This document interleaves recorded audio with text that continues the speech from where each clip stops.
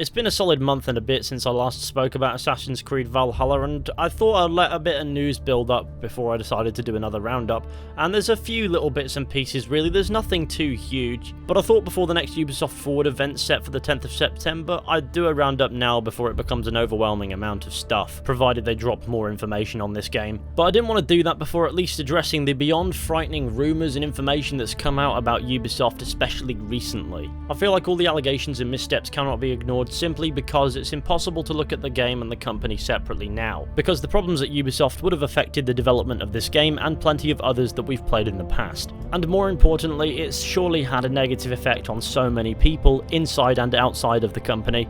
I'm not going to get too deep into this stuff, but if you know the score, you know the score, and if not, I implore that you Google. So if you're hyped for Assassin's Creed Valhalla, please remember the reputation of the company that publishes it, and let's hope that they can bring about some genuine positive change from within the company. There has been some impact with the sacking of a few problematic individuals, as well as the resignation of Sergei Askaway. I googled how to pronounce his name, and it sounds a bit like Askaway, which is a bit ironic considering he doesn't strike me as the kind of guy who'd keep an open door policy. I did debate not talking about Valhalla at all, but then I realised if, say, for example, all Ubisoft games were to flop, they were to stop being covered by content creators and they were to cease all hype and they didn't sell well, who would feel the negative effects of that? And it certainly wouldn't be people like Yves Guillemot or any of the higher-ups who allowed these issues to develop. It would be felt the worst by the developers who just want to make the games that we know and love. And those developers deserve better. I know I'm not doing these issues justice, but I do want to get it out of the way as quickly as possible. All I ask is that we keep it on our minds until we see positive change in practice. This actually leads into the first bit of news in this roundup, and that is that the creative director Ashraf Ismail has been let go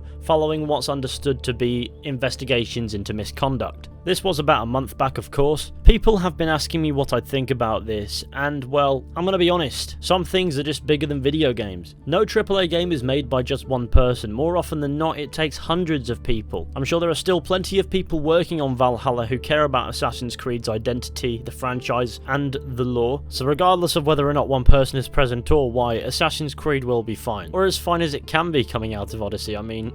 Moving on, especially lately I've seen a lot of posts and articles talking about mythological beasts and such. Now this seems to be something of an exaggeration considering the examples given are some of the things that I encountered in my 3-hour sitting that I had back in July. For example, the Daughters of King Lyrion, which are like boss fight encounters you can have in the open world. Now these bosses do possess some immense powers, but it appears to be the byproduct of a hallucination caused by whatever gas hits Eivor before the fight starts. Another example is the Black Shark fight, which is like a legendary animal as opposed to an outright mythical beast. While it does fight hard, it's just a big dog really, with no real otherworldly-esque abilities. If these examples give us a good impression for the rest of the game, then we won't necessarily encounter any mythical beasts, but we will encounter boss fights and such that are sort of drenched in both Norse and Anglo-Saxon mythology, which for Assassin's Creed makes much more sense than a piece of Eden suddenly transforming people into Cyclopses. So when I see posts talking about mythological encounters, I assume that mostly means encounters that are rich in history, lore and mythology, as opposed to encounters that are just ridiculous when trying to fit into the Assassin's Creed universe. Through the Assassin's Creed Twitter account, we also got introduced to a couple of new locations that we'll be able to visit in the game. Firstly, we have a screenshot of the city of Lincoln,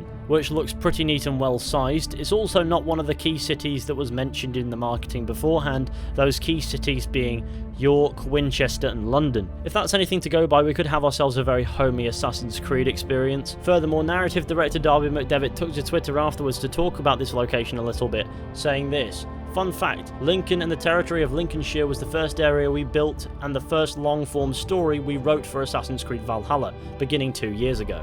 I have a special place in my heart reserved for the characters here, can't wait for you to meet them."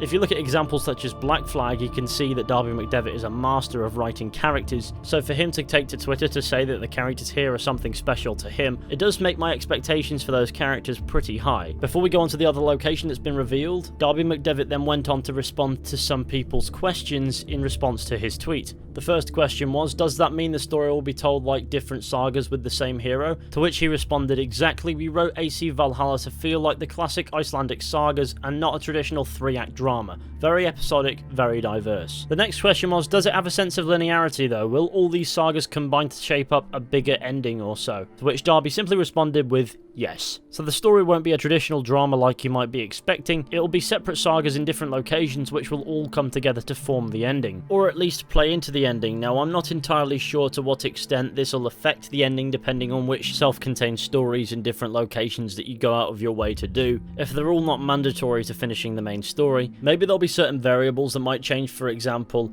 my best example of thinking here would probably be The Witcher 3, how if you go out of your way and help out all the side characters in their own self-contained stories, they'll help you at Kaer Morhen, at that pivotal point in the story where you need them to, but that's provided that not all of it is main story stuff. Maybe there's some side stuff that might influence in that way, but I don't know. Another question I saw answered was, where's the Roman stuff? To which the response simply was, Lincoln was a Roman town originally, so it would appear as if there will be some Roman stuff laying about. Now I already knew this, there appear to be Roman statues about, and when I played the game I came across a spot known as Britannia's Watch, which is so very clearly intended to be of Roman origin, and I guess that's really cool. The final question I saw answered here was, is the colour scheme of orange-brown very common in Valhalla as seen in the demo gameplay footage, or does it completely depend on the time of day and weather? To which the response was, we divided the country into seasons for the sake of biome diversity, so the middle of the country is very autumnal, while the north is wintry and the south is spring/summer. You'll see a ton of visual variety in other words. I guess that puts that concern right to bed, though the marketing did suggest that we would see visual variety. Anywho, visual variety is quite important for an open world game because it keeps the different regions feeling different. The other new location revealed recently is Kinder Downfall, which is in the Peak District, which isn't actually that far away from where I live. I guess this shot shows off that biome diversity, but also highlights a cool location that we can visit. Maybe I'll go there and pretend to be an epic Viking assassin, or maybe I just won't. On the soundtrack front, in August a second EP was released, including the main theme of the game, and it sounds pretty damn awesome, so go ahead and check it out. There's a link in the description and you can listen to it for yourselves. Be sure to let me know what you think about this soundtrack down in the comments section, but I personally think it's pretty damn fantastic and actually reminds me a lot of Assassin's Creed, which in my opinion is exactly what the soundtrack needed to do. So Sarah Schachner, Einar Selvik and Jesper Kid are doing a fantastic job of that. I am however a little bit confused as to why they've decided to release the main theme now.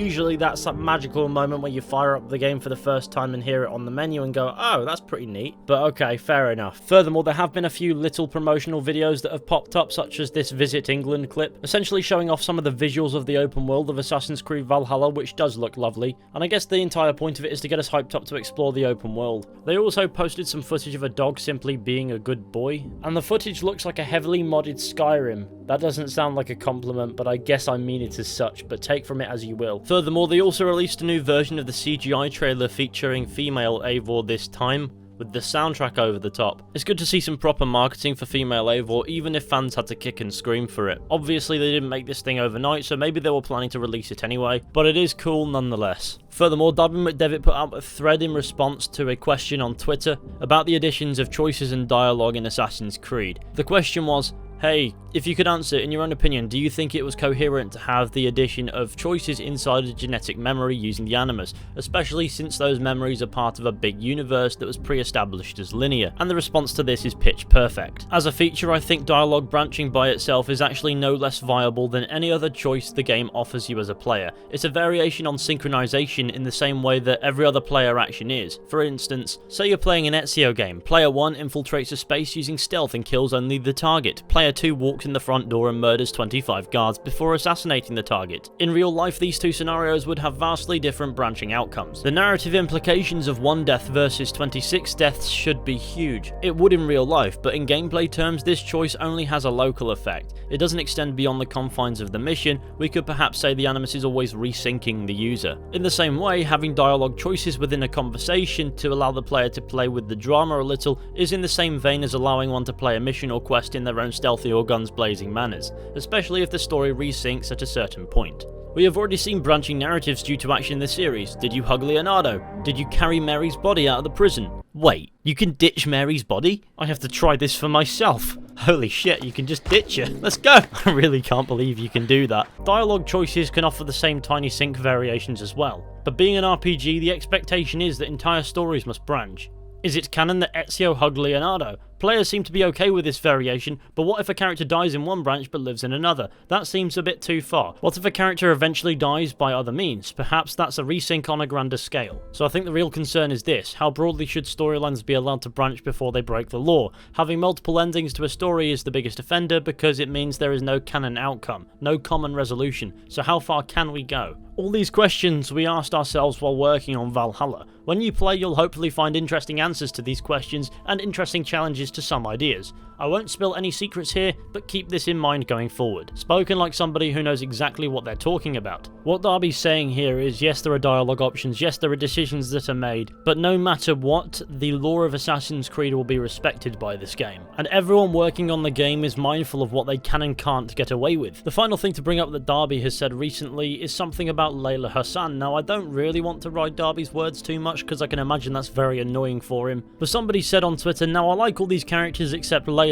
Fuck her, she's still a worthy contribution to the hashtag AC Sisterhood. I don't understand the point of the tweet, but Darby responded, you will soon like Layla as well. This, I swear. In my opinion, after Odyssey, that is an incredibly tall order, but it shouldn't shock people that the narrative director wants all of the characters in the game to be great. So maybe we will like Layla in the confines of Valhalla. All Darby's promising here is that he'll do his best to do justice by the character. And on that front, that's all that needs to be said. Moving on, I was watching a video by Raptor, who I'd highly recommend for new stuff. He's a whole lot better than I'll ever be, in which he interviewed Marc-Antoine Pietri, whose name I just butchered. He's the lead system designer on Assassin's Creed Valhalla. Raptor asked about legacy content such as legacy outfits or anything to do with previous Assassin's Creed games that we might see here as like a cool little nod. In that sort of vein, to which the response was, there's something planned for that, yes. Maybe we will see legacy outfits in this game, or maybe it'll be something different entirely, like crewmates on your ship, similar to how they did it in Odyssey, but frankly I'd prefer to just have the legacy outfits and be done with it. Raptor also asked about arenas and whether or not they would make a return, and the answer was, there are duels and stuff that you can find in the open world, but they're more side content that you come across as opposed to an activity that you can go off and do on a whim. Now, I think that's fair enough. You don't need an arena in every game. Just because a feature's in the previous game doesn't necessarily mean that it needs to be in every game going forward, and so I don't think I'm too miffed by the absence of an arena, though I will be honest, I quite liked the arena in Origins, and it was okay in Odyssey, but I guess it is sufficient to say that the game doesn't necessarily need it, especially when you'll find yourself in combat often as is by the looks of it. Now, there are other bits of information out there, but I wanted to keep it to stuff that I, well, care about and know that other players will care about as well, as opposed to stuff that will just be fun surprises that we'll just see in passing. I mean, I guess a teased dice game is cool, but do we really care about that until we're playing the game ourselves? Anyway, this is where we must conclude today's video, but before we go, I want to give a massive props to the hashtag AC Sisterhood movement, which is a really noble thing that's holding the Assassin's Creed community together in spite of everything that's going on at Ubisoft. So be sure to go show support for that over on Twitter by using that hashtag. Anyway, thank you all for watching this video. I hope you enjoyed. Be sure to go ahead, leave a like, subscribe, share the channel with your friends and all that wonderful stuff. That would be fantastic, and with any luck I'll catch you all very soon with another video at some point, but until next time, take care and goodbye.